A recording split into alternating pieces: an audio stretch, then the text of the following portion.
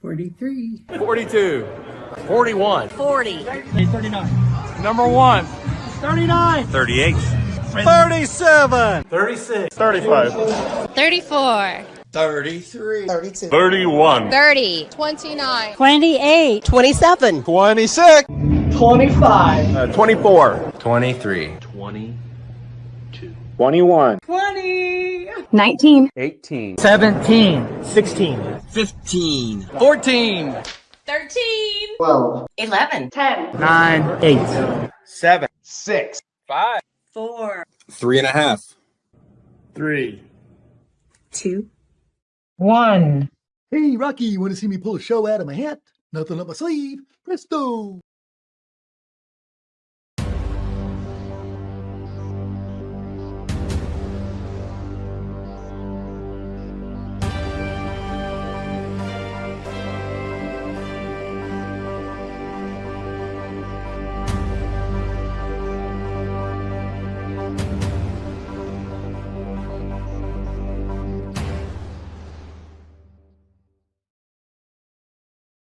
And good evening and welcome to the Mouthwash Talk Show, a minty, fresh take on life. And we do politics sometimes, and it is the primary season. And boy, oh boy, do we got some primaries coming up. It's almost going to be elections because some of these primaries, the way they have the gerrymandered is if you win the primary, you're going to have the votes to get it done. So but we have a special guest tonight, John Rust. I was just thinking about him the other day, and it's funny. Because I got chickens back here, but it's not because John Russ is the egg guy. It's because of something else I want to talk about and before we get started on the show. But tonight we're going to talk about Pam Bondi getting fired and the Iran war. I can't keep track of all those wars they had. I got one over there.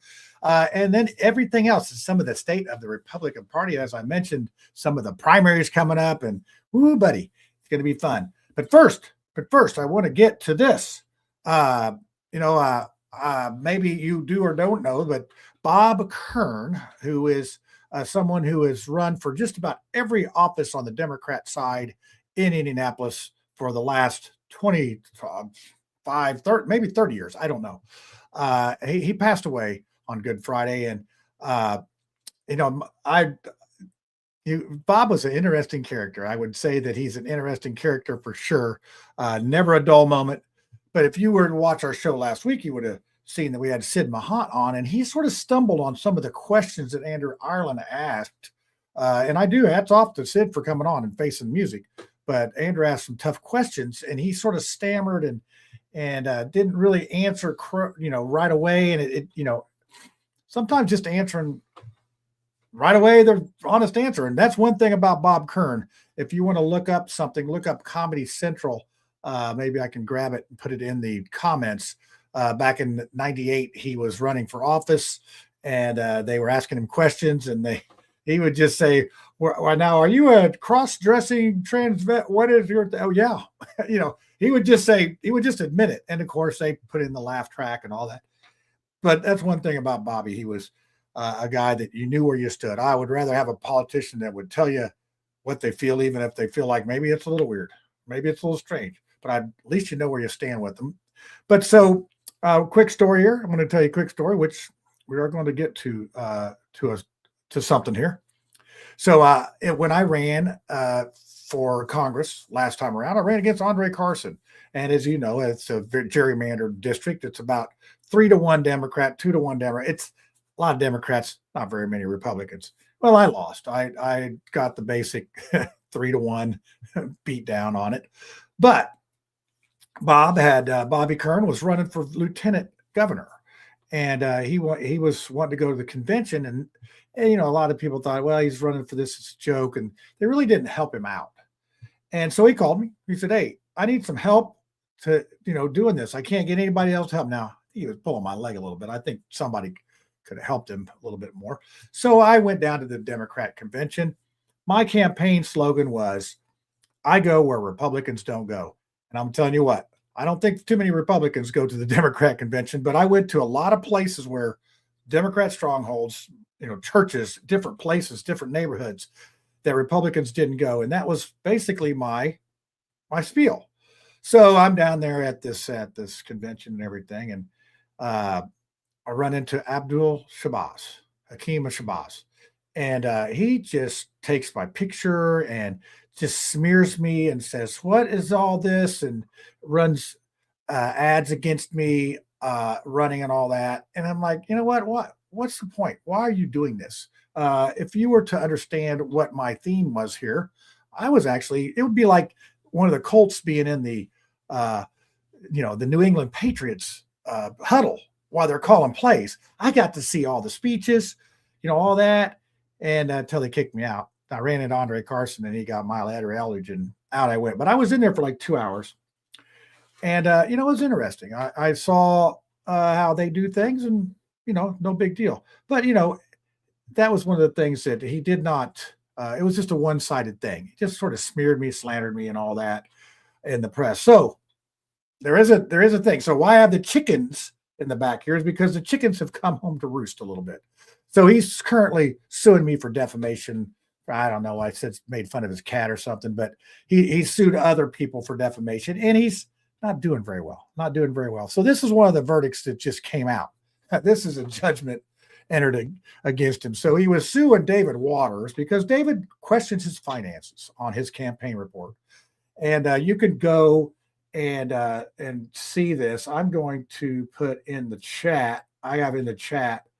I'm going to put in, you can go to the public records. You can see this on my case. So I'm going to put this in the records here for you to check it out. It's going to be in the chat. Doing it right there. There you go. It's in the chat, but this is the last line here. So it says, hey, it's here, judgment is hereby entered against plaintiff Hakeem Abdul Shabazz and in favor of David Waters. All of plaintiffs' previously filed motions are hereby denied, and all of the plaintiffs' Shabazz claims are hereby dismissed with prejudice. And prejudice means you can't bring it up again. It's done. So you think, wow, this is pretty good. So what this means is David put an anti-slap, which is a frivolous lawsuit back on Abdul. So he's lost his case that he had against David. Now he's got to pay David's attorney's fees. And I'm going to say they're probably going to be above 10 grand or something like that.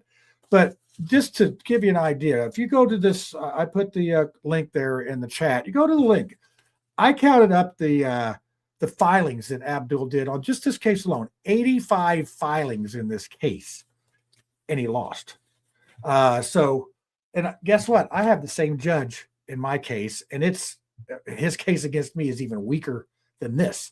So we'll see how that turns out. We have our hearing on the 27th, and then there'll be an order. I'm assuming it's going to be fairly similar to this, but let me take this part down. But yeah, so, if you're going to be an attorney, pick an attorney. If you're going to be a public figure, pick a public figure. If you're going to be whatever you are, do it. But, you need to be able to do it very well. And so this is going to be interesting to see this plays out because he's basically a gossip columnist that does one-sided stories designed to defame, to discourage, to destroy other people.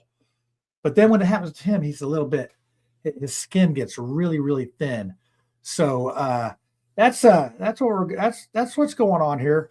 And but he did put a decent piece about Bobby in there. He talked about him, and he wasn't as disparaging because when Melissa Hubbard passed, he was dancing on her grave before even anybody knew he was out there. So maybe he's learning a little bit of lesson, and hopefully this will teach him a lesson. You know what, Abdul, there's a place for you out here because I think you do some good work down at the State House, but let's quit working for the establishment and start doing some journalism instead of gossip, because that's what you do. You do gossip. We're still waiting on Diego Morales to be thrown in the slammer because you said he'd be thrown in the slammer a year ago from Thanksgiving. And as far as I know, he's still not only Secretary of State, but he's going to run again. So maybe you can do a better job with that. So anyway, that is what is going on. R.I.P. Bobby Kern. I would always say to Bobby Kern, Bobby, you'll never own Dallas. So we'll go there, and I'll probably be saying some words at his service this weekend. Okay, well, that's a great segue into our guest. I'm going to go ahead and bring John on here. Hey, before I bring them on, we got a new segment coming with Lucy on it, and it's maybe you saw the preview of it, but I'll give it to you. I'm going to show the preview real quick, and I have John come on the other side here. But Lucy's on her way back from her zoning meeting, so she's going to be in late, a little bit later, but she will be here in time to do her new piece. And here you go. Here's the intro to her new segment that we have just for Lucy.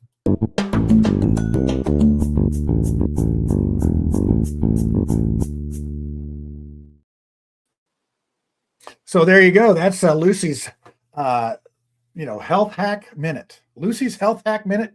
She's going to talk about healthy stuff and herbs and potions and all that stuff and all that elixir. So, Mr. Rust, how are you this evening? I'm doing fantastic. How are you doing? Oh, I'm just fine as frog hair split three ways. It's just it's good. But so the chickens are going to be my backdrop tonight. Is going to be useful in all that way. I just want to report that I'm up to almost 6 eggs a day production with my chickens. I don't know how you keep track of 21 million chickens, but Well, when was the first time I was on the show? I think eggs were $5 a dozen in the stores, something like that. Yeah, they were. Okay, they should be. If it was based on what the farmer, what we are getting today, they should be about 75 cents a dozen right now. Wow, but they're not. I think Walmart's $1.67 is the lowest I've seen it. But the farmers are getting under 50 cents a dozen right now because we're all producing lots of eggs. It's free market capitalism. When the egg market goes high, every egg farmer, including ourselves, build as many, fill out all our chicken houses to maximum capacity. We got over bird flu and, got production back up. And so now there's more than ample supply. So egg prices are way, way, way down, at least for what the farmer is getting. Unfortunately, the stores aren't dropping them fast enough, in my opinion, but hopefully they will soon. Well, it's sort of like oil. If we didn't have a futures market, and I know that you have the commodities market, I think it's very necessary because you have things that spoil. Oil just sort of sits around; it doesn't spoil. It's easier to store and to hold. But yeah, fortunately, eggs don't have to go through the Straits of Hormuz. Yeah, that's like. Wait, I was going to say the NBA. The NBA's got it. This is a bad dad joke. I'm sorry. I just thought of this today. The NBA's got a new terrorist group out. It's called the His Ballers. Okay. I'm sorry. You don't see me out now. When I'm driving in the car, sometimes my mind wanders. But anyway, His Ballers are coming to a city near you. So let's see. I'm going to go ahead and bring the panel on here. Like I said, we don't have Lucy quite yet, but she always sends me little health hacks. So I thought, we might as well just make a little segment for her on that. But anyway, let's before I bring them on, I wanted to talk to you about these upcoming elections. And I know the Republican Party I think they're trying to find a new identity. I think the establishment between how they treated you in the elections, how they've treated me, how they've treated a whole lot of other people, basically, not letting them run. I think those chickens are coming home to roost in some areas. So what's your thoughts on that? And then I'll bring on the panel. Well, I'm very excited by it. I'm backing David Shelton for Secretary of State. I've endorsed him. I'm putting billboards up for him all across the state right now to get, the delegates. I think personally that from the county chairman I've talked to, I think there's actually a groundswell of support for David Shelton. They're not talking about it overtly publicly because, the powers that be are, the money people are pushing Diego. But the people that want to win against Bo Bai are absolutely going to be voting for David Shelton because he's the only candidate I think that can beat Bo Bai. I agree. It's going to come down to experience. I think Diego's got so much baggage, whether it's true, false, or otherwise. It's going to be tough for him to get across there. But you think about it, we have Elliot and we have Nashala, who both are just put their heads down and go to work, no drama, and you see how well they're doing. And then you look at the other side, you look at Diego, and it just seems it doesn't. It's like Sesame Street. Remember Sesame Street? One of these things just doesn't belong. And that's why I said, but David he's going to be all business. He's all business, and you know what I like about David? He's a real conservative. One of his hobbies, I don't know if this is public, but he's in the he does upholstery on the side. And when you take an old chair or something like that and reupholster it, I think that's a 100% Hoosier value. Taking something that might be discarded by someone else and making it new again. I think, it's economical. I think that's pure conservatism. It's a wonderful thing. Yeah, well, he's also got quite the campaign button collection too. Yes. But yeah, very, like I said, very interesting. I mean, you know, I think we need to quit treating our elections as popularity contests. It's like, and I'll tell this right there. I said, he's not the flashiest guy, but you know what? I don't know if I want a flashy guy in the secretary. I want somebody who's going to make our elections good, make sure that our notaries are right, make sure our 911 runs. A lot of people don't know that that's the Secretary of State's job. Well, and that's his passion. His passion is actually running elections and actually implementing the software for elections. He's not, his thing is you won't go to the state fair and see the Dave Shelton Indiana State Fair like we have the Diego Morales State Fair, paid for by Hoosier taxpayers, unfortunately. But it's absolutely wrong to be using taxpayer money for these candidates to be putting their name out there, in my opinion. Yeah, well, they get away with what they can get away with. So we got Lucy Brent. She's driving and she's still listening to the show. She said, David Shelton's awesome. He's been on set. I think he's got over half of the clerks endorsing him at this point. that should say something. So let's go ahead and bring on the panel. Oh, go ahead. No, I sincerely, I think he will actually win on the first ballot. I really do. Well, I'm running for delegate, so we'll see if there's 7 on the ballot. I mean, and there's 6 spots. So, but they sort of got me gerrymandered into where I can't win. So I'm used to getting 7th place out of 6. So that's good. So let's go ahead and bring everybody on here that we have so far. Okay, let's see. We got now I love getting this all straightened out here. John, thank you. Thank you for the lower egg prices. Absolutely. But again, let's give credit where credit is due. To our ultimate savior, President Trump, and his masterful whatever. Yeah. But thank you, farmers. Well, we're farmers. We're no different than any other farmer. Whenever the prices are high, we will go out and try to maximize our production to try to take advantage of that. And that's what's happened nationwide. But you gave us like a great insight into like how production levels need to like ramp up and everything last time. I thought it was wonderful what you said. So yeah, thank you. Well, the free market's just such a wonderful thing. It will take care of egg prices. It will. You just have to let the free market work, and you have to let farmers vaccinate against bird flu. Now, unfortunately, we are not able to vaccinate against bird flu, and unfortunately, just 2 weeks or a few weeks ago, we lost another farm to bird flu in North Carolina. The same farm we lost last year. Wow. So well, I don't know how, egg prices may go back up a little bit, unfortunately. But, if we could just be able to vaccinate, that would solve that. And unfortunately, the Trump administration is dragging their feet on letting us vaccinate. We're working to try to get that. So what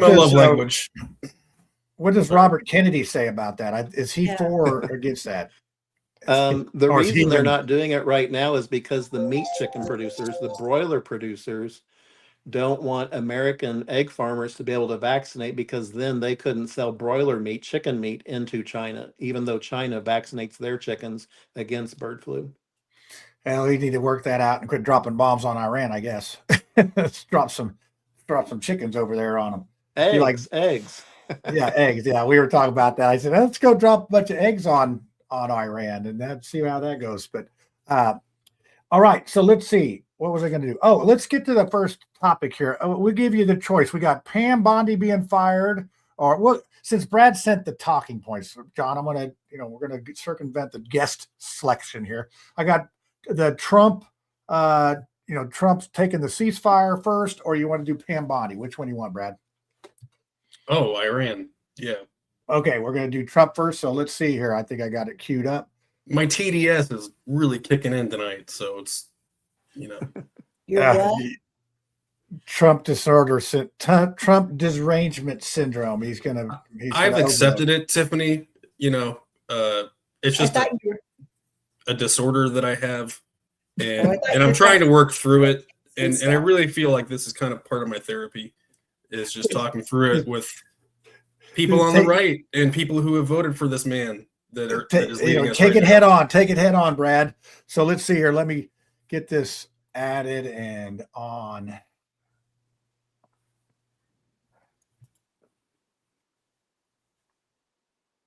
Trump has just posted that he has agreed to that 2-week ceasefire in the war in Iran. Let's bring in CNN's Kristen Holmes at the White House. Kristen, what's the news? Yeah, just an hour and a half away from that deadline, President Trump seconds ago taking to Truth Social to say that he is talking to Pakistani officials. And based on that conversation, he will agree to stop bombing for 2 weeks. He also says that Iran has agreed to open the Strait of Hormuz for that time period. So I'm going to read part of this to you. It says, subject to the Islamic Republic of Iran agreeing to the complete, immediate, and safe opening of the Strait of Hormuz, so they still have to agree. I agree to suspend the bombing and attack of Iran for a period of 2 weeks. This will be a double-sided ceasefire. The reason for doing so is that we have already met and exceeded all military objectives and are very far along with the definitive agreement concerning long-term peace with Iran and peace in the Middle East. We received a 10-point proposal from Iran and believe it is a workable basis on which to negotiate. That's also news, Jake. Almost all of the various points of past contention have been agreed to between the United Who the hell are we negotiating States and Iran, but a That's what I'm 2-week saying. period will allow the agreement to be finalized and consummated. On behalf of the United States of America as president and also representing the countries of the Middle East, it is an honor to have this long-term problem close to a resolution. So a couple of things that we're going to still be asking questions about. What is in that 10-point proposal? What has actually been agreed to? And I will go back through that language because I said that Iran had agreed to open the Strait of Hormuz. It does sound as though he's still leaving it there as that he's only agreeing, if that is in fact the case, that they will fully open the Strait of Hormuz. This, of course, again, coming as President Trump has been threatening to wipe out an entire civilization, saying that he was going to bomb bridges, to bomb civilian infrastructure, saying at one point that the Iranian people wanted him to continue bombing. And we knew behind the scenes that there were ongoing conversations, negotiations between the two parties, between Pakistan was serving as an intermediary between the two countries at various times. Now, there's going to be a big question here as to what happens with the J.D. Vance, the vice president, who's currently in Hungary. There had been a lot of talk 2 weeks ago about him going to Pakistan to sit for these conversations that would be the first face-to-face conversations between U.S. officials and Iranian officials. Now, of course, it's going to be a question as to whether or not he is going to actually go there after his trip to Hungary. We are asking about that as well. Are they actually going to have these in-person conversations, which they have not had yet? But right now, evading that deadline, evading potential war crimes, because of course that is what we were hearing from the United Nations, from various countries, saying that his actions, if he was to take them to bomb the civilian infrastructure, would be considered war crimes in international law. Avoiding all of that and saying that he's going to give this 2-week grace period of a double ceasefire, of course, as long as Iran continues to leave the Strait of Hormuz open or reopens the Strait of Hormuz and allows ships to pass safely. All right. So there you go. There you have it. That's good. There we go. So peace for 2 weeks. Well, now, Brad, I played CNN just for you. Okay, I didn't. No, and John, no. You cannot say that because I purposely send you non-CNN links. I know. I picked the CNN. I picked the CNN just for you. No, because actually, it was the best one. It was the best one and the shortest one. So that's why. But the best one is always himself. Like watching the entire press conference yesterday was insane. Especially in the question and answer part after Hegseth compared rescuing the pilot to Easter, and it got really weird, really fast, and he just keeps talking. He ended on, breaking up NATO because of Greenland, and then he was like, "Thank you, I'm out." That was it. He doesn't. It was an interesting Easter this year all the way around. So one of the things I wanted to talk about here, people that are bringing up war crimes, and obviously we don't know what kind of rhetoric this is. I mean, if you're dealing with a crazy person, you don't know what they're going to do. They might do it. So maybe this is just a tactic to, just saber rattling or whatever you want to call it, or as what was a taco? Brad, what's the taco stand for? Trump. Trump always chickens out. Yeah, there we go. I got the chickens back there just for that. Yeah, that's what I thought it was for. I know, just so many different meanings of the chickens. I thought it was because of John, because you already made one egg joke. Yeah, I know. And it was basically because and honestly, like you haven't made one yet. No, I haven't on the show, which is surprising. Well, it's just an excellent show, so I'm not going to do it. I knew that was coming. Yeah, it was coming, wasn't it? So John Rust, what do you think about the war? The war crimes? To me, it's like if other countries should say it, but not our own people shouldn't be saying that stuff. But maybe that's just me, because I think we all should be on the same side. If you don't like it, maybe don't say anything. But I just don't know what's going on over there. He's either going to be a hero or a goat, greatest of all time or a goat. So just going to see, like he said in his little tweet there, we'll just have to see. So to me, it seems reckless and all that. But anyway, what's your opinion on the war crimes and how Pakistan got involved and the different takes on this? Well, what I don't like about all this, of course, is we've lost U.S. service members in this war. We've lost a Hoosier. His name was Captain Seth Koval from Mooresville. War is always serious. And if the goal is just to reopen the Straits of Hormuz, wasn't it open before the war started? Yes, exactly. And are we going to just exchange one Khomeini for another? I don't like, where we went into Afghanistan, took it from the Taliban and then give it back to the Taliban. When you get involved in this stuff, you have to question, what's the motive for doing it? Yeah, I would say that, one of the arguments is it's been 47 years too late, and, I remember living through that. You're old enough to remember, John, as well. Well, we've waited 47 years, and we have to realize Iran is a massive country. It's the 17th largest country in the world. There are, I believe, the population's over 70 million people. There's 91 million. Yeah, there are massive mountain ranges. I mean, this is not just the barren desert where you can't just go in and carpet bomb everything. And it's more like Vietnam, where look how much we bombed in Vietnam. And 50 years later, it is still 97% communist. Yeah, we haven't moved the needle at all.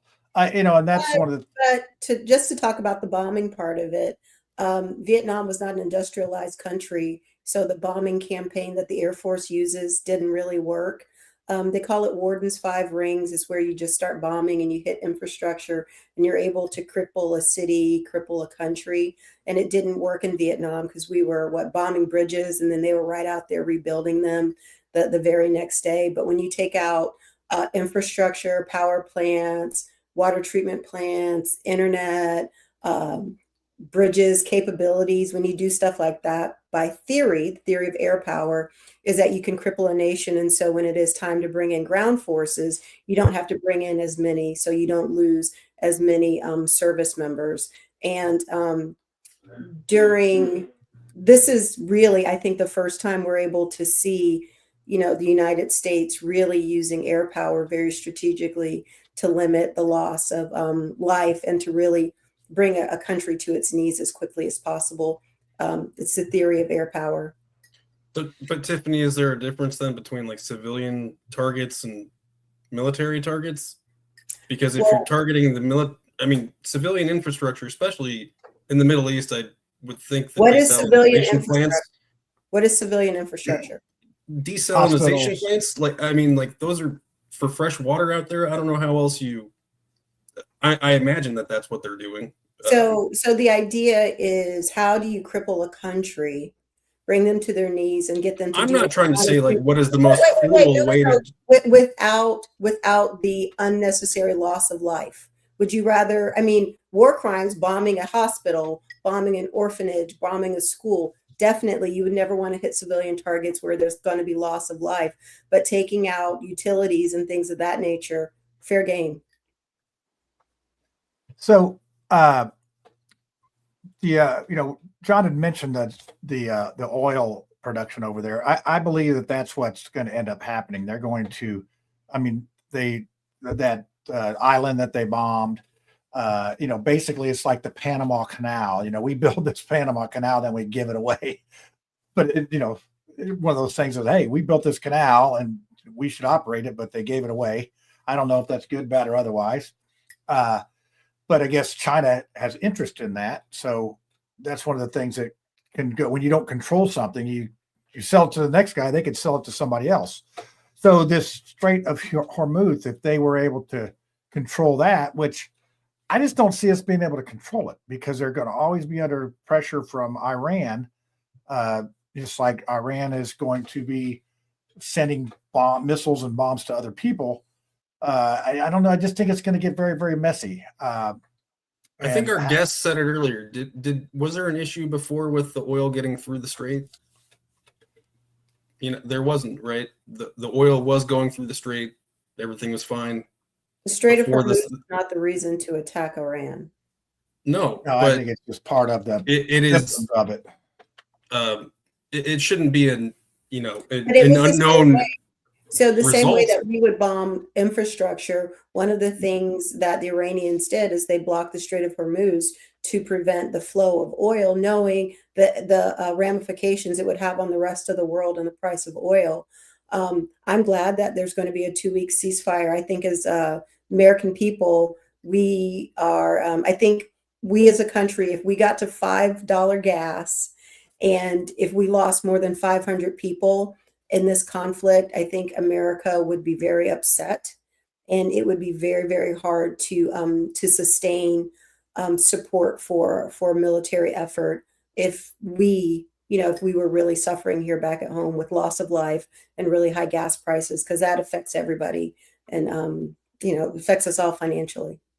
Yeah, it's like egg prices and gas prices are up there. So and milk, all right. And milk. So what is let's do a couple predictions here. How much, I mean, we got the 2-week ceasefire. How soon do you think this is going to wind down before the primary? I mean, before the election? It's not going to make it before the primary. So Brad, I see you we'll go Brad, Tiffany, John. So Brad, what's your prediction? Is this going to get wound down before the election in November? No. I think I think Trump is doing this until he's done in office. I think this is their whole end game to carry on into a Vance presidency or whatever. It's like, we're fighting these people. We don't want to change leadership, guys. We want to keep the same president and vice president. They killed them all. That changed it a little bit. No. I mean, like, you don't want to change leadership in the middle of a war. It's like the FDR thing, kind of. So here's a question, Brad. Who are we really at war with? I don't think we should have done what we did. No. Going back to what you said, you don't want to change leadership when you're in the middle of a war. Who are we at war with? Oh, Iran. I think everything that we're doing is to hurt China. Yeah, I think that's for Venezuela and that. I think that's a decent theory, but that's not the question, Tiffany. The question is, I don't think so. Trump makes so much money off of China that he doesn't. I think China. I think he wants to help other people make money where he makes money. Like he wants to help make his friends. But you have to think of it, Brad. Like, what is the number one threat to the United States? The Democrats. Oh, I'm sorry. Yeah, woke. Okay, number 2. Men's and women's bathrooms or men's and women's sports. Okay, Yeah, number 3. That's Well, That's all I got. theoretically. That's all I got. Tiffany, we got to move on to the next section. Do you I'm think you'll sorry. have it done by November? Do you think that this will be, like, I mean, they got in and out of Venezuela pretty quick. It's like, dude, that seemed to be, on to the next thing. So Tiffany says yes. Brad says no. John, what says you? It'll be done by the race. Ooh. I don't know. I just, number one, we have to look at what Israel said when they announced they're not going to be sending any Israeli troops into this conflict on the ground. Wait, who said that? I believe it was on Twitter on Bricks News Oh, okay. that they would not be sending ground troops in support of U.S. operations into Iran. Aren't we like combined forces with them in this? I don't know. I mean, we're working with Again, them. I how don't was know if this it's all combined. sold to us? By the way, the fact that we're not I don't even think it was talking- sold at all. It was just told to us. Not sold. It was told. Like the fact that now we're at a ceasefire doesn't. It should not excuse what yesterday was, by the president. I feel like, and it's all just going to get washed away. And it was like another COVID press briefing where it was like 2 weeks and it'll magically go away. This is what he's going to keep doing.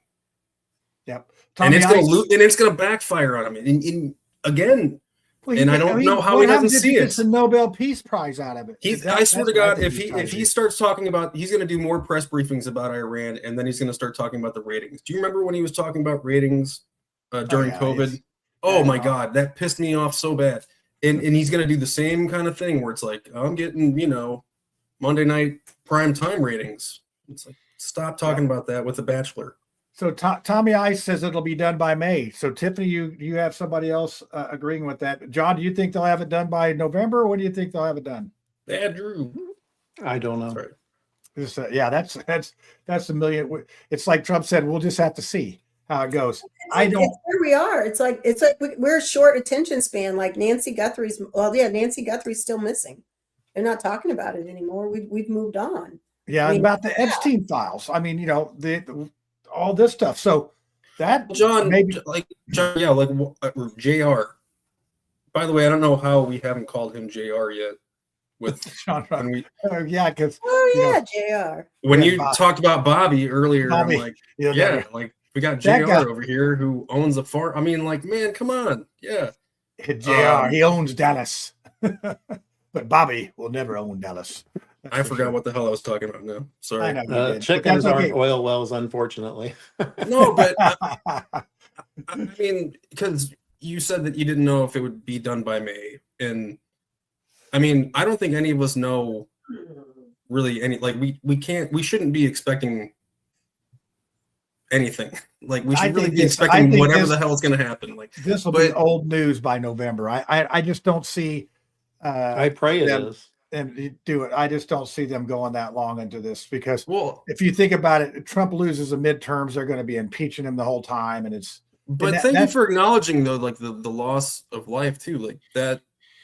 We did have an Indiana serviceman die, like, and ashamedly now that was in the back of my head. That wasn't like something that is in the forefront, and that's a person and that's a family that is hurting, and that's something that we really need to remember, and that I need to, probably keep focused on too. More than likely, one of my kids went to school with him because all 4 of my kids went. That's to terrible. About that age. Okay, so let's see. Let's go ahead. I'm going to play the clip for the Pam Bondi here. Let me see. We'll switch over to the Epstein files for a second. I know that this war thing has just got on it. Everybody's missing out on this other stuff. What happened to the Somali fraud and all those other things that we had? So, the fraudsters. Look out for fraudsters. The fraudsters. So we're going to put that on there. Okay, let's see. Let's share it. Love Thomas Massey. Well,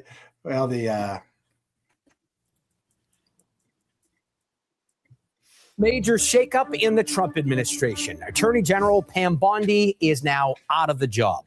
Publicly, the president called Bondi a, quote, great American patriot. But CBS News sources say behind the scenes, he was dissatisfied with her handling of high-profile cases, including the Epstein files. Brandon Truitt has the latest. President Donald Trump and his now former attorney general were just together on Wednesday. It's when he reportedly told Pam Bondi she was on the chopping block.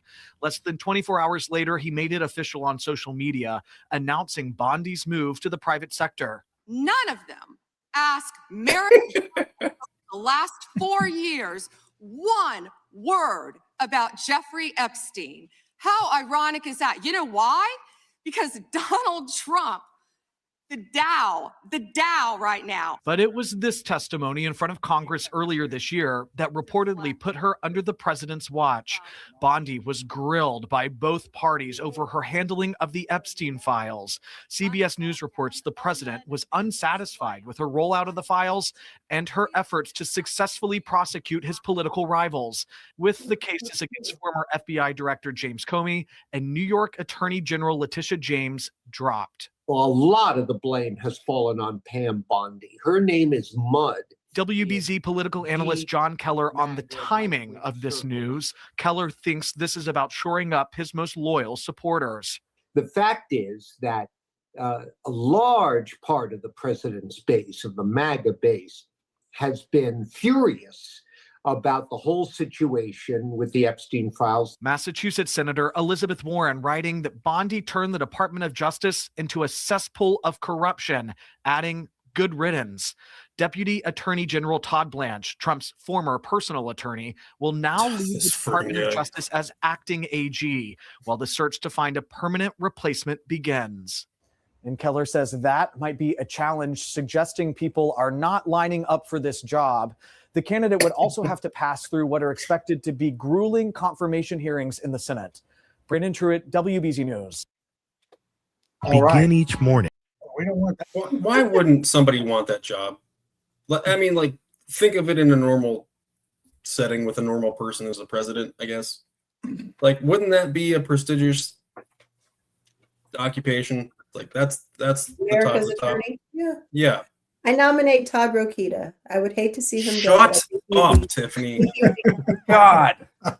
Ruined my night with that. He would be fantastic. Well, I mean, he went after the opioid business and got $500 and something million for us. So, you know, he's got that unclaimed stuff going on there. That's good. That was going on well before him, by the way. Like, I know. It is a good thing. Like, I'm glad that he's keeping that going, and that He's is a worked in fantastic DC program. before. He was in Congress. I think Todd Rokita would be a really good fit. He endorses Diego. I want you guys to know that, right? Like, I know. Yeah, does that matter? Does a lapse in judgment? Micah Beckwith's even fallen in line on that. So, you know, it's the establishment. It's like the Death Star. They're building a new Death Star for us. So, John Rust, what's your take on the Epstein files? I want to see on somebody the Epstein go to jail. files. You know, this has been going on. When was the first indictments in the Epstein files? Back in 2014. 2008, I believe he was. Yeah, I mean, in trouble, but the file. You know, sunshine's always the best disinfectant for the good of everyone, for the good of the country. They should release all the files unredacted without the victims, obviously, and just get it out there and get it over with, rather than keeping this drumbeat, which will always be there. You know, after the Iran war is over with, it'll still be coming back. You know, the Democrats and the Republicans are each going to be hitting each other over the head with this. Just get it out. Well, you know, then you have the Clintons testifying on this stuff, and you have all these people called in to testify, and I don't see anything. It's like, okay, we've talked. Now, what happens to these people? You know, there's no reporting of it, and that goes on both sides. You know, they got Trump on 34 felonies and all this stuff, and he's still president. So, I mean, what good is it to America? to do this? You know, come on, we got the freedom to choose somebody who has 34 felonies as president. I think it might be the fox guarding the hen house. Let's see. Absolutely, I yeah. put that in there. You know, they don't hold themselves accountable. So we have some questionable finance. We have I'm some sorry, that was an egg joke. That I was know, an it's a egg chicken joke. joke. I Okay, put It's a chicken. chicken joke. okay. What came first, the egg joke or the chicken joke? Yeah, yeah, that's a good. Don't get that started. That is a question. It's got to be the chicken though. Oh, let's do that, sir. Let's do that. Go around the board. Just don't explain it. Just say, what do you think? Chicken or the egg came first? I say chicken. Brad, what do you say? Egg. Tiffany, what do you say? Egg. John? I go by the Bible. There's a verse, I can't quote it exactly here, but it's the birds go forth with their feathers and populate the earth. And so I'm going to go with the Bible that says the chicken came first. Yeah. So Okay, that sounds good. very all right. Well, so Chicken if came there's first. an egg, they got to have the chicken to sit You're on the so egg. wishy-washy. You got to have the chicken to sit on the egg, unless you got incubators like John does. How many Well, chickens? what he's saying is that God made bird fate. Yeah. bird. God made the chicken. Yeah. And then the egg came. So, John, how many chickens do you incubate a day? We hatch out about, I think, 150,000 chicks a day. Really? Yeah, that's a lot of peeping. Those So little wait a souls- minute, isn't there something about chickens? Are they born with all their little eggs before they have them? Or the Nope, hens? No, they Mhm. just create. And then Mhm. you said that they're only good for like Well, we certain keep them 2 years. After 2 years, a chicken lays such a thin shelled egg, consumers wouldn't want to buy it because when you pick up the egg, it would actually almost literally break in your hands. Yeah, I had. As I the had So what chicken happens? ages, So what 6 happens years to old. those chickens once uh, they pet food, the circle of All right. life. Wait, Sorry, it says chicken came first and made America first. Thomas Ogden put that in the comments, and that made me laugh because, like, does that mean that that's Trump? Trump is the chicken, and he's made Well, America. We had. Oh, God made America. Okay, no, okay, never mind. Yeah. I get it now. So we've had it. This is a good night to have John on. There's a lot of chickens going on here. Chicken thing. So the Well, John, do you have a problem with the president having his former personal attorney being the attorney general? it's interim, Brad. Get over it. Fine, interim. And he's the one who put Maxwell in. She was in like maximum security, and now she's in like this minimum security thing, right? She got like a sweetheart deal a little while ago. Well, This what is the I don't guy. like what he said is specifically, I think he does not intend to do anything else with the Epstein files. He's pretty much said it's over with, and I don't think it's over with. I think you have to get this over with. You're not going to get it over with until all the files are released unredacted. Right. I agree. It's like now the curiosity is killing the cat. And it's always going to be out there, and just get it out there, get it over with. Everyone takes their lumps and prosecute the people that need prosecuted, put them in jail. But if And- Kash Patel and Dan Bongino can't figure this out, who can? You know, Well, damn I'm kidding, quick. because both those guys are friggin' morons, and they need professional law enforcement people in those positions. I don't care if they're Republican or Democrat. I just want professional people in professional level positions. So we I'm got tired Thomas Massey's been mentioned quite a few times in the chat here, and he is definitely one that was beating the drum for it. I think Green was there's several people that are really wanting release them. Why can't you release them? He's not getting a Trump endorsement. You know, Thomas no, I Massey. don't think.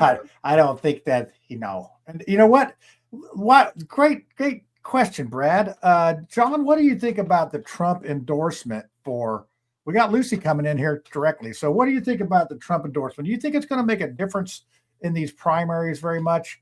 I mean, you saw the secretary, or you saw the lieutenant governor race with Julie McGuire, who received the Trump endorsement, and yet Micah was able to surpass that. So, what's your thoughts on that? My thoughts are, in the real world, incumbents are almost always going to win. Yeah, whether they get endorsed or not endorsed. And right? in the end, the people that there will absolutely be, very strong Trump supporters that show up that will vote for the Trump endorsed candidate. but I don't think it will be enough to move the needle for them to actually win. There'll be a few maybe that will win, but I think most of the incumbents, however you look at it, are safe.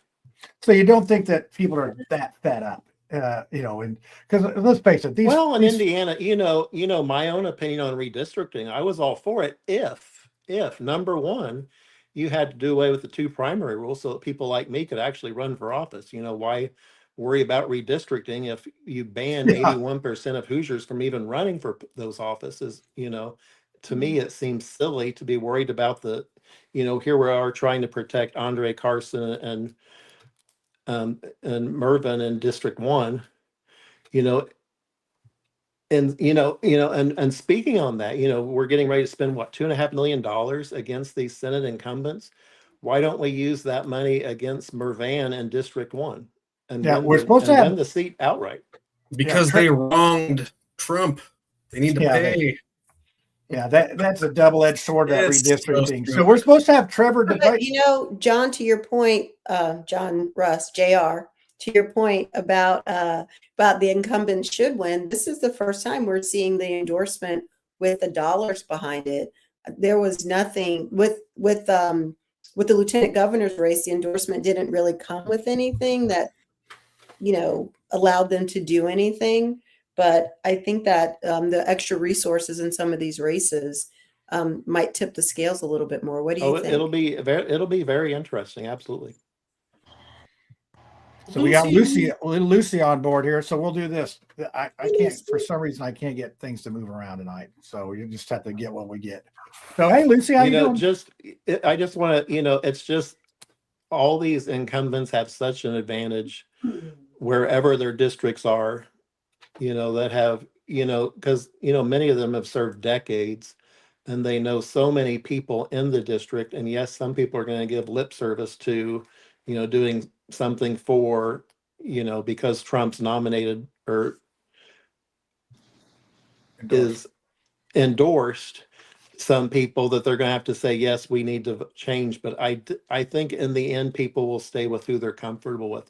And it's the same, it's exactly the same with all our congressional candidates throughout Indiana, Jefferson Shreve, all Aaron Hounchin, I have an issue with how they voted for, massive new government debt. Is that a Republican value for me? No. But they are very entrenched as incumbents. That's just the way that's just how it goes. Yeah, some of these guys have been in office for gazillion years, and I just wonder how much, and we'll call them the establishment. I don't like the word rhino, but establishment folks, as opposed to these conservatives, or they say they're more conservative. But sometimes change is not always always that great.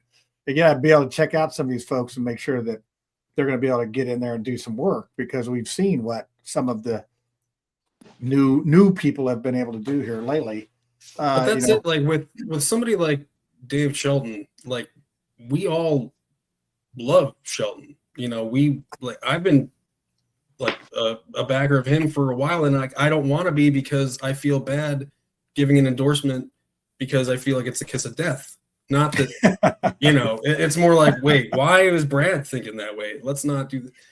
But no, Shelton is the only one that, I agree with you, John. Like, well, I think he's the only one who can beat Diego. Or, he's the only one who could beat Bai. Like, because I really think Bo Bai is going to be the Democrat one. Shelton's in the comments. Yeah, there you go. So, hey, we had Micah in the comments.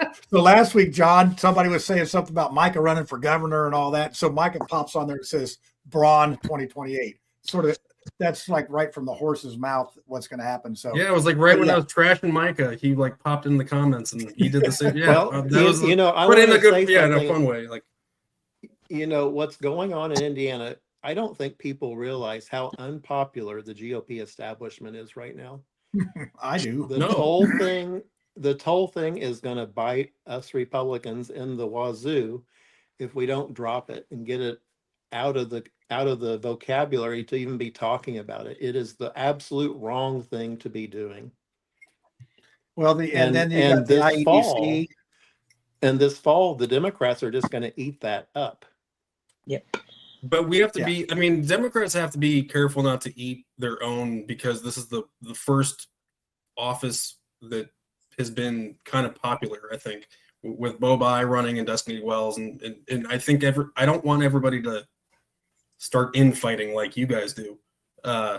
Keep that stuff behind closed doors.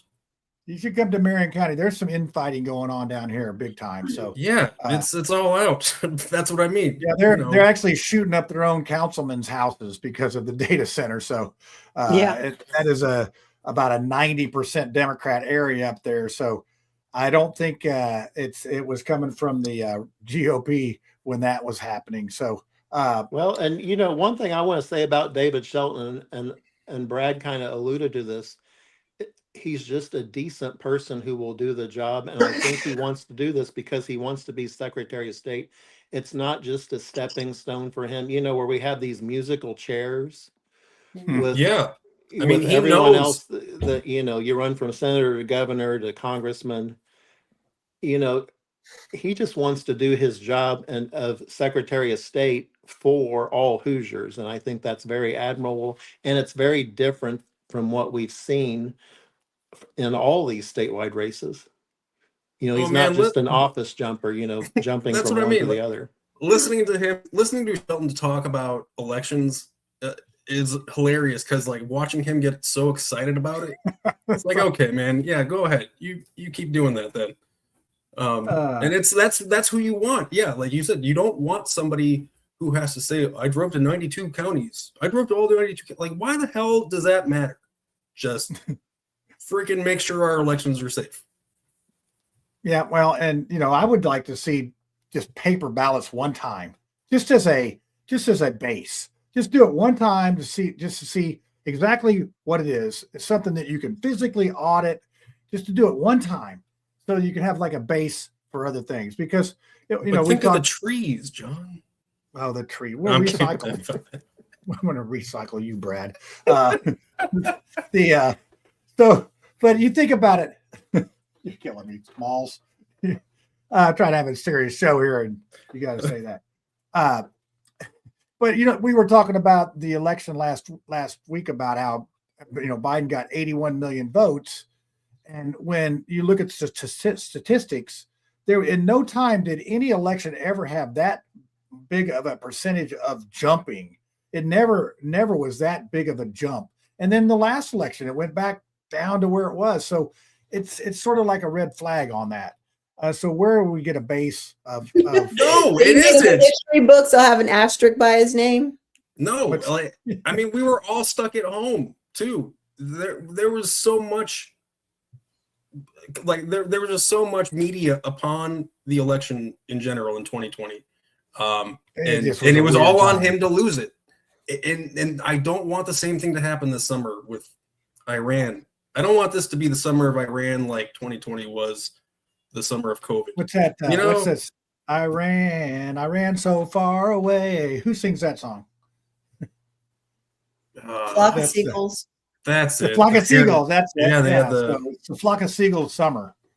That's what we're going to call it. So, but it's going to be done by May, Brad. It's going to be done by May. Tiffany said it. I said it. We got people that said it. So anyway, Lucy, welcome to the show. Yay! Hey, I'm here for the last minute. This is awesome. Yeah, like the easiest show. It's time for the Lucy segment. Yeah, can we do more? Like, I missed the deep dives, the 2.5 hour shows where we go. Well, so Brad, the thing I've been trying to keep it to an hour because Tiffany is not a fan of that. Video, apparently, that's just she's had a long day. I am. I like the longer shows. Sometimes the second hour is even better. I'll tell you what we should be doing is we should be doing what every other creator is doing, and that is making a Patreon. And at 60 minutes, it shuts off and it only goes to the people that are paying us. We could maybe even get gas money out of it and go to one central place. I would just like to be able to get the because I think it cost me about $485 for the StreamYard a year, and then that's for if I could go to like 800, I could stream to 10 different places. So I have to be able to. Why don't we have commercials? John, we need to have a telethon. How we're not doing this yet. Like, I want an old school Jerry Lewis telethon. Hey, I got a lot of I chicken always jokes. thought those are the stupidest things. I got a lot of chicken jokes. But they were Well, great for the kids. So speaking of radio, John, you were on 97 Freedom 97 point, what is it? 90 950 AM, 95.9 FM on your radio dial, Freedom 95, the right Yeah. station for talk. And I God, have good you news had on that- that. They're doubling up my show. They're going to start repeating my show the following Tuesday. So I'm on at Saturdays at 1 p.m. and Tuesday mornings at 6 a.m. So rise and shine tomorrow morning early for the John Rush Show on Freedom 95. So when is Oh, it yeah. live? Is it live on Saturdays? No, it's pre-recorded. Okay. Tiffany, I've been include on an as a egg guest. recipe? Do you include an egg recipe? You know, I have Tiffany. You got to be on the show, and we'll do egg recipes. You got like I would love that. 2,400. He's got as many egg recipes as I got chicken jokes. That's what I'm just going to say. He's got more. We have a telethon of who could last the longest. We'll filibuster it or whatever they do. So let's see So Lucy, what do you want to talk about? We covered the Iran war. We did the Pam Bondi and some Epstein stuff. We talked about chickens. We've talked about a lot of stuff. Biden won in 2020. Yeah, I listened in. I was so proud of all of you. You know, John, I loved what you said very early in the show. JR, I loved what you said very early in the show about, hey, the Strait of Hormuz was open before Trump started bombing everything. So if his goal is to get the Strait of Hormuz open, then that was kind of a fail since, it was already open before he started everything. Like 2 steps forward and 3 backwards. Yeah, absolutely. And, obviously I'll be voting for Lori Schillings for Secretary of State in the fall because she's the Libertarian candidate and I align most closely with her. If I were a Republican, I would definitely be voting Dave Shelton because I believe that he probably is. I mean, the only one that's going to beat Bai's kid. And when you think about the family dynasty with the Bais and everything, can you imagine how many millions of dollars they're going to be throwing at that kid? In the weeks leading up, we can't have Diego in that spot because there is so much for them to attack with Diego. Like they have so much money, they will attack him so much. But with Dave, what is there to attack? I mean, he knows everything about everything for election laws. He has integrity. He does have integrity. It's just there. That's what you want in that position. It is going to be a test of, like I said, I'm tired of popularity contests. And that's what we don't look at the merits of people's work in their past and what they do, and it's just like John Rust's work that he does with organs. I don't think, I just have a tremendous respect for someone who will go out and save organs from these churches that are going to the landfill. Yes. And, his passion for that stuff. Some people say, well, that might be eccentric, but it is, I went down for the concert this year and it was just beautiful. I mean, it was just awesome. And people come in and listen to music. And it's just, and the guy that he had from Ohio, I can't remember his name, but he was just tremendous on that organ. I mean, he told the stories and played the songs and it was just, I can't say enough how much impressed I was, but, I think that's one thing that we all need to pick up something to do in our communities or whatever, and not really rely on the government. To help save our mutual. That's such a weird heritage way of thinking, John. I know it is weird. I know. Not relying on the government. And that's like, the work we've done here in Mars Hill. I have some tragic news. Somebody ripped our Narcan box off of the side of the wall, which is like, what the what? We had a hard enough time keeping stuff in it anyway, but it's just why we can't have nice things. But so anyway, Lucy, we're gonna do your segment here. I already played that clip one time real quick, but so did you get a chance to look at what I whipped up for you this afternoon? I did not. Oh, okay. Well, then here you go. You're going to see it for the first time. You got a 7-second interview. 7 seconds? That sounds so lucky. Well, here you go.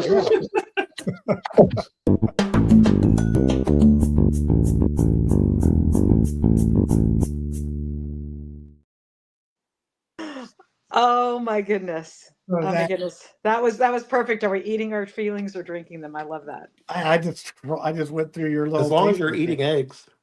Well, that was actually in your honor, JR. That's what I was going to talk about tonight is eggs. It's my favorite form of protein.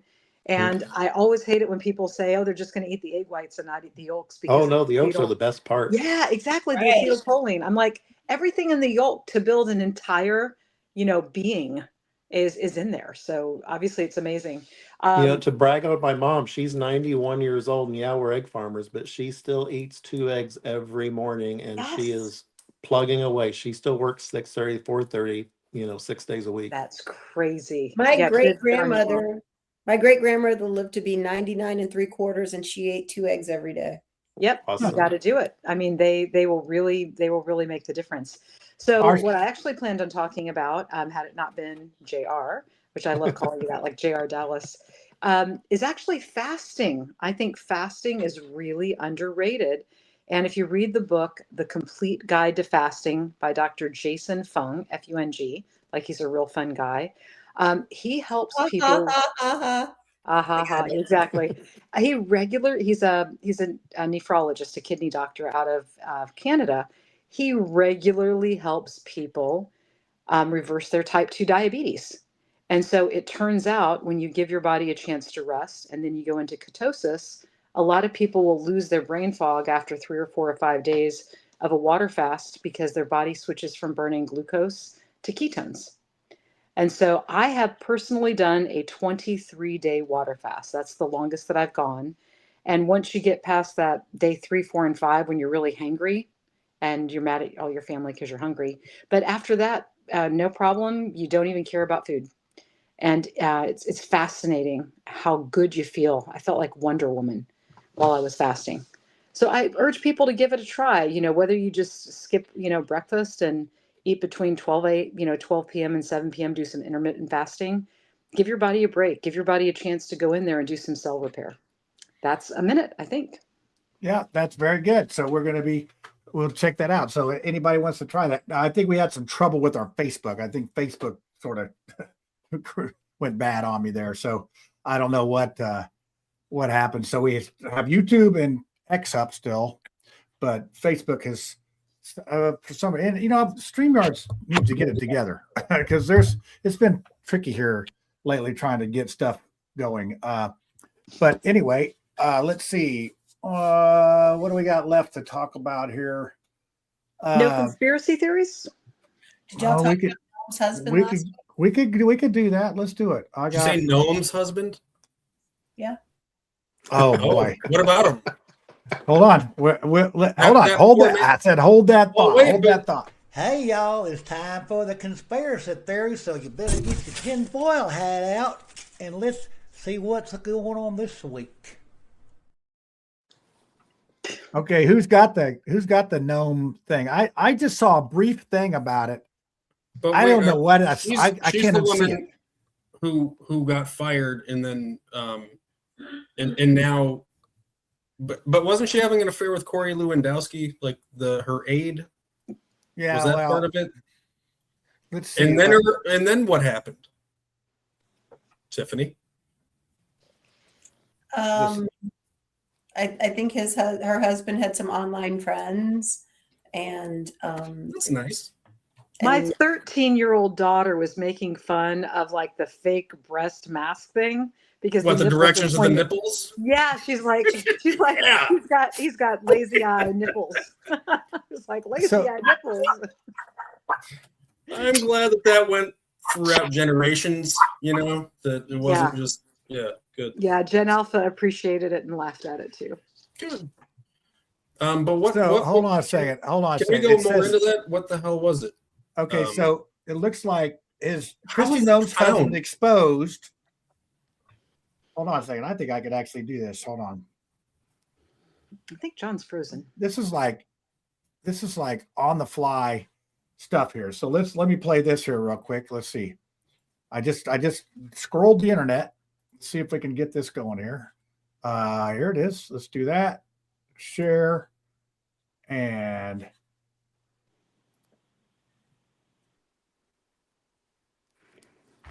is this the one that shot her dog too? Oh yeah, you better watch out, Brad. She'll come for you. I'm just kidding. She was on South Park. It was great.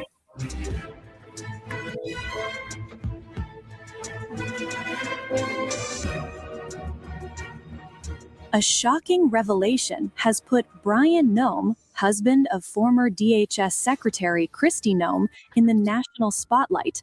According to a Daily Mail report, Brian allegedly led a secret life as a crossdresser. Sources describe a hidden alter ego known as a busty bimbo. The report also claims he paid webcam models up to $25 per minute for private chats, sparking questions about how the story came to light. Axios reporter Mark Caputo revealed that he was contacted by someone about Brian's alleged double life. The source is reportedly an immigrant sex worker, possibly in the country illegally, been motivated by the hell outta over here. DHS immigration enforcement policies under Kristi Noem's leadership. Caputo notes that while the identity of the whistleblower is unconfirmed, the information appeared credible enough to warrant reporting. The story raises both personal and political questions. Former President Donald Trump, when asked about the allegations, said he had no first-hand knowledge, but expressed sympathy for the family, stating, "I feel badly for the family if that's the case." Kristi Noem's office described her as blindsided and devastated by the news, highlighting the personal toll of this public revelation. The report landed amid ongoing debates over DHS and ICE enforcement actions, policies implemented during Noem's tenure that sparked nationwide protests and, in some cases, violent incidents. Some analysts suggest the whistleblower may have acted out of anger over these enforcement actions, though authorities have not verified any motive. This revelation also touches on broader themes of privacy and public scrutiny. In Washington circles, questions about There is no personal privacy. contact and accountability quickly become national news, especially when they involve high-profile political families. Despite the shockwaves this story has caused, no official confirmation exists regarding Brian Noem's alleged cross-dressing or online activities. Investigations are ongoing, and both the whistleblower's identity and the full scope of the claims remain unclear. For now, Brian Noem's alleged secret life remains unverified, but the impact of the report is already being felt, raising questions about trust, privacy, and political scrutiny in high-stakes Washington environments. These All right, so there you have it. How's that? There you That's like have it. that's editing on the fly, isn't it? That Just is like the jokes just write themselves. it's crazy. So I think I got us back online on Facebook, but that was I don't it went off, but anyway, that was pretty good conspiracy theory right there because it's not really corroborated. It's some mysterious illegal sex trafficking worker person or Just whatever. to be clear, he pays people $25 an hour, right? Like, he's- Brad's already 25 like, a hey, minute. A minute. a minute. So Brad's I'm taking changing notes. Oh, yeah, my okay. I'm going to change my No, we're like, because when they first had it typed up there, it didn't say whether he was like charging $25 an hour or paying 20, and that's the big difference. 25 Like, a minute. sorry. Man, that's Brad, like just think of this. If you're willing to talk to men, or I mean, I don't know, maybe he was talking to women. It's difficult to say. I don't know what I don't know how that it would works. have to be men. Men are the only ones stupid enough to do this. yeah, I don't know who's got time for that. I barely got time to put this show together, so I don't know how you got time to do all that stuff. But Woman's anyway, not going to pay that kind of money. yeah, Is that $1,500 You an get a hour? better deal than that. Like, yeah. yeah, that's Yeah, ridiculous. I want to do the with a Temu. Is that the one that's really cheap? Temu Yeah. Temu minutes. That's only 25 cents a minute. The Temu cross-dressing thing. So anyway, so we've actually worked in cross-dressing twice in one show. We had Bob Kern and now this guy. So apparently it's more popular than we think. Right. So Well, anyway, we've got 3 men here. I think I saw data that said 1 in 3 men cross-dress. 1, 2, 3. it's definitely Brad. Definitely Raise your Brad. hand. Well, yeah, I mean, Definitely you Brad. haven't played. No, you haven't played like what is that, pom pom or the No, Brad. whatever the We didn't play football that. is. We played where Hot you- Wheels. We jumped bikes over Powder ramps. puffs. That's we, it. You know, blew stuff up. We did not do any wearing stuff like that. No, we didn't do it. Sorry. Well, I mean, I can't tell you when the last time I wore like eyeliner was. At least. Probably Yeah, to a Fish concert. Now for John and JR, I remember growing up in the 70s as a girl, obviously, and all my brothers, my brother and his older friends, they were always doing like 4x8 sheets of plywood and cinder blocks to make BMX ramps. So this is what your generation has to compete with, Brad, as far as manliness is concerned. Yeah, it's like No, we built bike ramps and stuff. no, your generation's got e-bikes. I mean, no. you're done. My generation does not have e-bike. Don't E-bikes. lump me in with this. Yep. No, Yep. just no. All right. Yep. Fuck me. Sorry, I got nothing now. I just imagined like me and my generation on e-bikes, and I got mad. Hey, your guy Jesse Brown that was pushing the cops around this weekend at the Final Four. He's got an e-bike. I haven't seen. All I saw was that people were still making fun of like whatever they were protesting. And again, I'm like, just let the people protest whatever the hell they want to protest. Like it doesn't affect you. If you don't want to go protest, don't. Just See, and if you want to make a- fun of it, fine. But it's giving people another option on shit to do. Honestly, It's no different than the people at like the 500 or up there like preaching with the Bible stuff and everybody and telling everybody they're going to hell because they're going to the race. Well, I it's mean, like, there's you going know, to be. I mean, I haven't seen any info yet, but I will guarantee there's going to be another No Kings rally. it's like, I hate yeah. those. Oh, do you have the spreadsheet? No. I mean, it's not my month for it, so I'm not the. You're not bringing the snacks? No, I'm All not right, the let's go to reindeer. conspiracy theories. You guys are. Let's go to the conspiracy theories. Lucy, you're starting out since you wanted to do it. Oh, yes. It's like, which one should we actually talk about? Well, we've already talked about Iran and Trump. So let's just go with the obvious conspiracy theories of Trump is making a ton of money for his family by announcing strikes and then coming in and making a trade and then turning it back into a peace talk. So he's doing a pump and dump in the market. He's literally pumping up the price of oil and then coming in And coming in 2 Polymarket. hours a day. Yes. And it's also a pressure relief valve when he's saying, we're going to wait 14 days or 2 weeks or whatever. He's giving people some time to let the stock market normalize again. Then he comes out with shocking, scary news and the price shoots up. So, of course, he's bought low, or his son has. Do you Somebody think the has. Secretary of War is involved? Oh my gosh, that Masonic Knights Templar evil person, Hegseth. What's his name? Hegseth?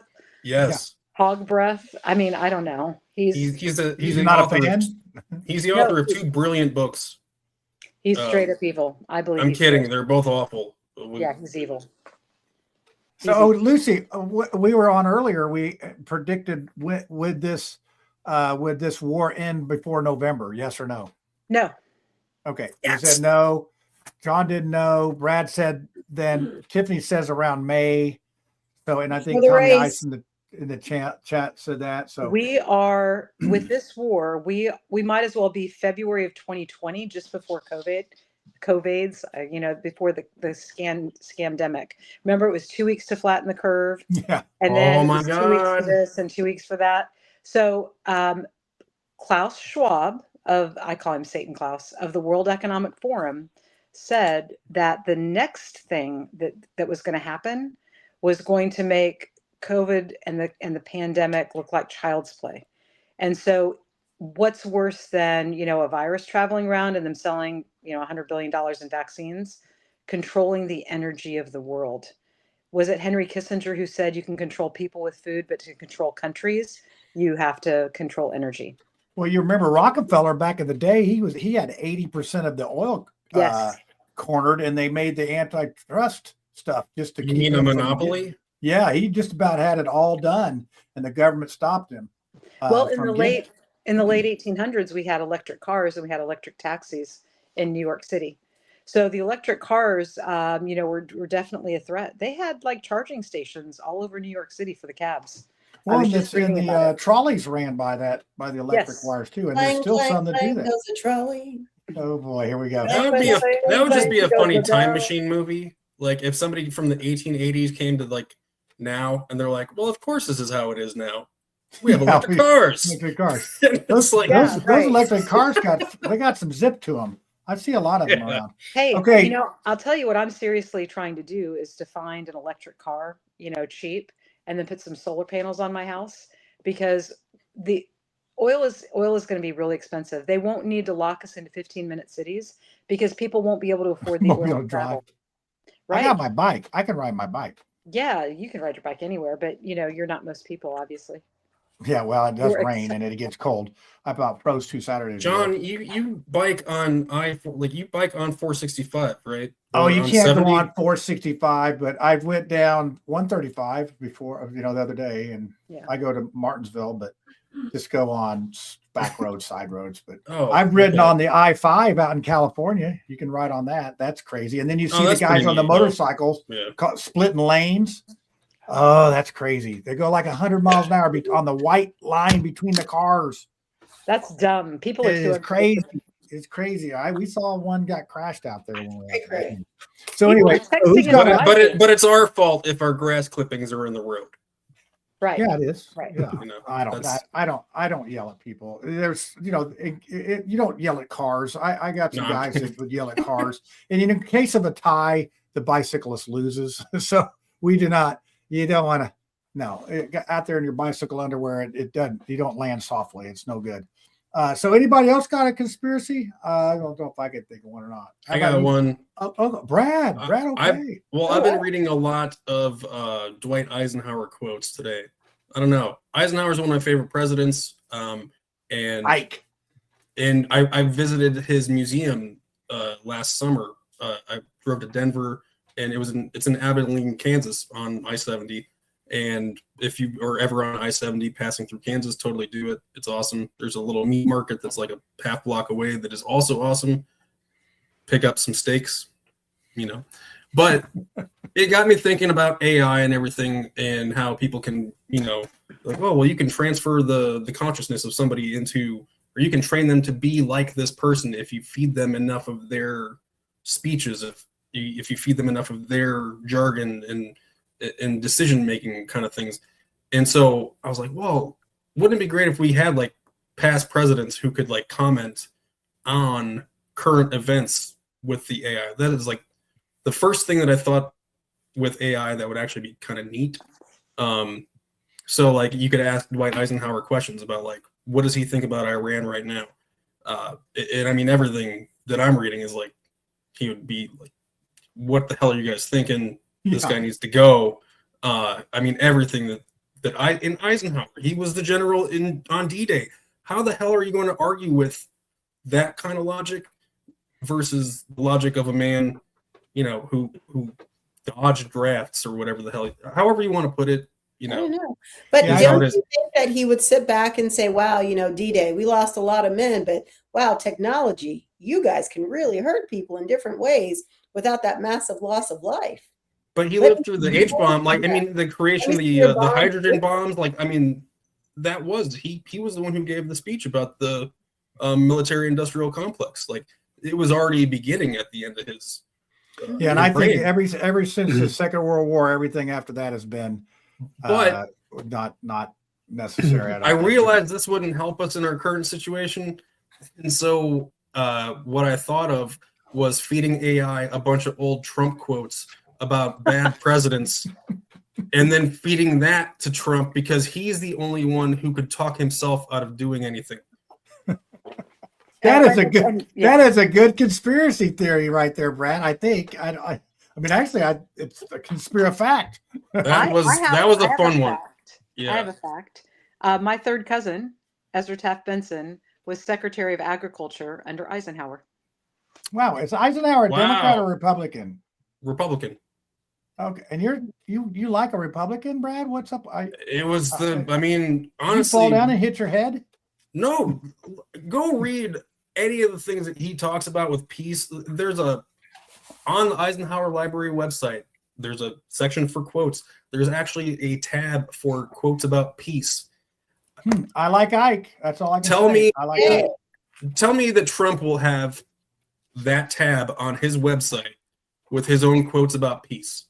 No, Yeah. I won the Nobel Peace Prize twice. I will Yeah, eliminate twice. an He entire stole it from generation of somebody. people. He stole it. So She Tiffany, gave- you got a conspiracy theory? Oh, you don't have one because you're running for office. You can't be. They'll clip it. They'll clip it and put it on your campaign. I have thing. one. I have one. If people really cared about what was going on, they would go visit the silent majority on their doorstep. Oh, wow. You learn so much when you knock on people's doors. Yeah, like get off my porch. I heard You know that. what? I have been so well received. People have been so kind to me, invite me inside because the weather's been hellacious. But you learn so much about people, what's going on, what they care about. Everybody who is tangentially touching or interested in politics should knock on 100 doors a year.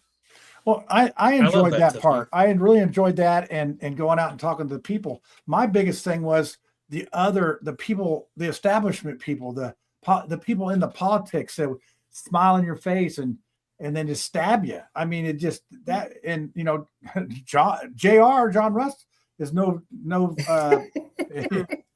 So I was talking he's familiar. He's familiar with what I was talking what to a goes on. And county Lucy party does chair, too. and he said the only vote you can depend on is the person who tells you they're not voting for you. Yeah. Ooh, that's a good one. That's a good one. The ones that say good luck, that's the ones that they're not only not going to vote for you, but they're going to go against you.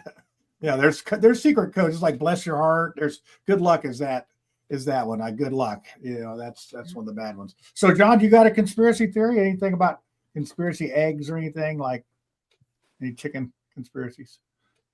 Well, the conspiracy theory that I'm kind of digging around a little bit on is what they call these meat ticks, these ticks that are coming around and biting people and giving a disease that stops people from being able to consume meat. And what is the origin of these ticks? I can tell you what? Yeah. I can tell you. It was Operation Paperclip. It's when Russia and the U.S. split the scientists, and some of them went to Plum Island, which is on the end of Long Island. So back in the 70s, they engineered Lyme disease. And the reason it's called Lyme disease is because Plum Island is 7 miles across the water from Lyme, Connecticut. And It's going to mean that I I won't like eating meat? No, it's called alpha-gal, and it's a protein that's in red meat, not in chicken. So you're talking, lamb, beef, red meat. And your body actually becomes allergic to that protein that's in red meat after you're bitten by the tick. And so this definitely has Bill Gates written all over it. Well, not only that, but people, farmers have been finding. Now, you think about the beef farmers and things like that. Boxes of ticks that are infected with alpha-gal have been found. Why do these things exist? I'll tell you why. Because Bill Gates invested in. There you go. But this is like saying impossible. These are like the horrible creations that led to the Spider-Man spider. I get the awesomeness that is that one, but do we have to have 15 ones that give us diseases where we can't eat meat? I don't want that. Well, Damn it. the theory behind this, the ticks on this is it's to stop quote unquote global warming, to keep people from eating beef. And to stop methane, to stop the cows from passing gas. Yeah, less cows, less gas. But we could take that gas and replace the oil we're losing out of Iran. We are choosing the dumbest ways to fight global warming. There is no global warming. It's a hoax. I was waiting for how many background noises I would hear at that point. Well, I just rolled my. You could say whatever about global warming, but the fact that if man can change it in certain ways, I don't know. We're not a closed system. We got this bright burning star. The sky in the 70s versus the sky of now. Oh yeah, we got it's the better chemtrails. We got the chemtrails. Right. So, and then we're flying around the moon. Did anybody see any pictures from the moon? Did they take a picture of where the lunar landing was in '69? Isn't that stuff still up there? Where it was? Yeah, is it still up there? Or is it still in the Hollywood theater? My favorite part is when Buzz Aldrin gets drunk and tells little girls that we never landed on the moon. But my real favorite part is with this Artemis thing. They did it on April 1st. And one of the, I don't know if he's the pilot or which crew member he was, he said he's so excited to go because this is the first time that humans were going to go to the moon. Yeah, that's what I'm saying. They should be That's showing a knock some on pictures. public education, though. That's not. We didn't land on the moon the first time. Hey, did they No, I ever just fix meant, their you know, toilet? What'd you I say? heard they Jared? did. Yeah. Well, that would be a problem. I heard that they did. baby. Yeah, one of them had to be like a toilet engineer, they said. So let me ask you this, Brad. Do you really believe that Nixon picked up a corded telephone in his office and talked with no delay? And we're talking in the 60s here. There were no cell phones. There were no cell phone towers. There's nothing on the moon to receive that signal. So you tell me how Nixon did that. I don't remember seeing a video of Nixon talking. Like, I remember seeing like I remember seeing a TV I remember screen. seeing it. He had a green phone. It was a green phone. One of those olive green from the 70s. Well, he's got to be speaking into something. Like, from the 60s. I don't know how that 69. It was June of 69, wasn't it? Yes, because how would they talk between ground control and Major Tom? Well, they used David Bowie. You know? David Bowie did it. It's like ground Thank you. control. Yes. Major Tom. You know, No, but that's how like they do if that technology exists already, then yeah, the president should be able to hop on and be like, "Hey, good job, guys. Way to get to the moon." There's another theory here which goes into the conspiracy theory, which is they used technology that they had not publicly released. Yeah. Oh, absolutely. Exactly what they did with DARPA. Yep. That's why we got Chinese robot dogs with AK-47s mounted on them. Oh, the I robots wanna are going to see- get us. They need to be. I They mean, need to come it's back with just- some Terminator. pictures. They need to come back with some pictures of that stuff that they left up there and all that. So You guys really don't think we went to the moon? I don't. I don't know what to think anymore with all this stuff going on. I don't. We went to the moon. I let's feel just- like. Let's I just just- back up from this whole Iran thing. I just think it was expensive, probably, to go to the moon. Who's the cameraman that's taking a picture of the guy dismounting from the lunar rocket? Tiffany. No, they got one of those. They got one of those little selfie sticks. That, Was it Stanley Kubrick that was supposedly the one Yes. who taped that? Yeah, wasn't he Yeah, also but then- the Eyes Wide Shut guy? Yeah, he died right But after. when he that, Space during Odyssey, Eyes Wide who Shut. did the Space Odyssey Yeah, 2001? Stanley Yeah. Kubrick. And he did Clockwork Orange too, right? Doctor Strangelove. I'm gonna go watch that and eat some. Oh, eggs that's a later. great show. Did Yeah. Stanley Kubrick do that one too? Mhm. Man, I didn't Yeah. know that. I've never seen That's a that. great one. That one's one of my favorites. Oh, that is John, Mandrake. yeah, Mandrake. Yeah. That's yeah. George C. Scott, and that is one of my favorite. Yeah, he is hilarious. yes, in that. and then Peter Sellers. Yes, that's Mandrake. Yes, you're doing quite well. I was feeding you, Jackie boy. I was feeding you. But so anyway. Can I put out a feeler though on if we could do a group outing at an Indianapolis Indians game Oh, that would be fun. on Wednesday, April 22nd? April 20. I will not be here till the 23rd. Sorry. Oh, okay. Well, then we'll shoot for Next May, week. or we'll throw out some dates and stuff. But and I want to invite people in the chats to go too. Yeah, Just we 'cause want I think it'll to be meet our people. We well, wanna and meet some people. and I just want it to be where we can all be like, all right, well, just if you want to go buy a ticket in section 103, We could call it Rose Acres Day. and that's it. We'll, You we'll know? give out. Yeah. We'll paint little stitches on the eggs, make them look like baseballs. Yeah, I mean, I was looking at dates and stuff. I'm like, oh yeah. I mean, I'm going to go to a game pretty soon. Yeah, you're looking at dates and you're like, I want to go next week. I know. Oh, I'm going next. Yeah, that's Everybody stop what you're doing. Yeah, but I know that people have plans or whatever. They like actually plot things out. Weird. I think I we want should to have give my little astronaut story. When I was younger, I think that was probably like 1982 or so.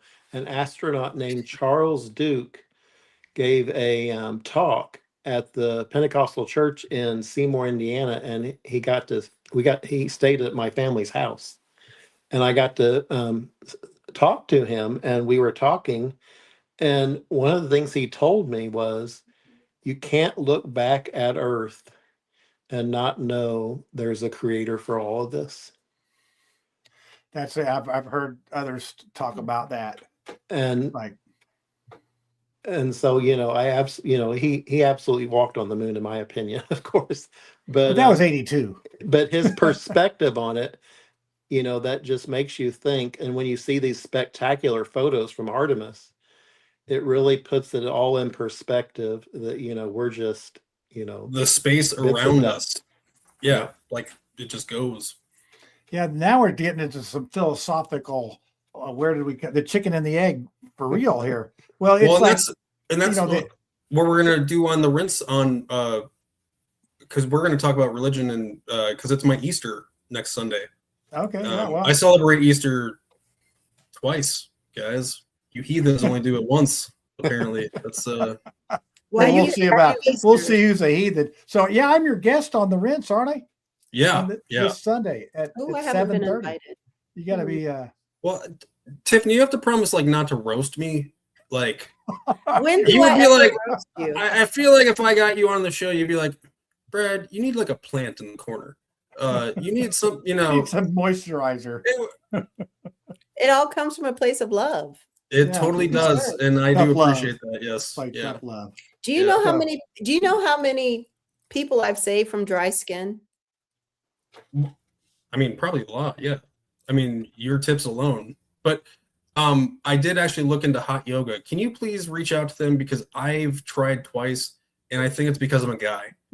and they're like, what kind of guy wants to come to hot yoga? He's kind gonna of be woman gross. wants to go to hot yoga? There's your answer, Tiffany. You said No. 1 out of 3 men. We know. Yeah, like, and actually, now that I'm saying it out You loud, can that wear your sounds yoga hor- pants to other places. We don't have No, to. but I can't. But they're not like they wouldn't even send me the information about when these yoga classes were. They're And probably I'm like, thinking you could go online to their website. I did, and they said to email them, and like I filled out the little thing on their website. You don't I want swear to to go God, hot yoga. Ugh. I want to go just to see how horrible it is because look at your face. You know what? I mean, it makes perfect sense. Brad's single. I mean, if you want, I mean, if you're I'm a attracted glutton to for women, punishment. You want hot Yeah. chicks? Go to hot yoga. yeah, Is that what you're trying absolutely. to say? Well, not just that, but you should find people where your interests are. So, if you're I'm not into- interested in that at all, probably, but I think it was more that Tiffany was talking about it. sweaty women in like almost no clothing, like that doesn't interest you. Are you a man?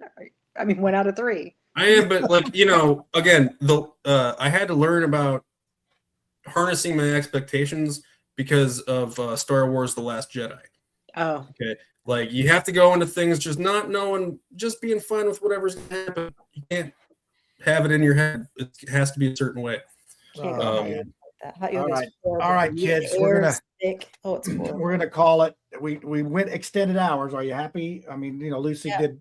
That was great. Yes, I missed this. Thank you. Good guys. night. And all that stuff. So yeah, Tiffany, you got Thank a you, long day JR. tomorrow campaigning. So hey, I think I can actually play the whole ending for once. So yeah, stick around for a second, John. After and we're gonna call it. I think I got everything going. Hey, back John. together. Thank you. So all right, You're hey, welcome. next Thank week you. we got Trevor. We got Trevor Device coming on next week. Really? Yeah. We do. Sorry. I mean, yes. Good. All right. See ya.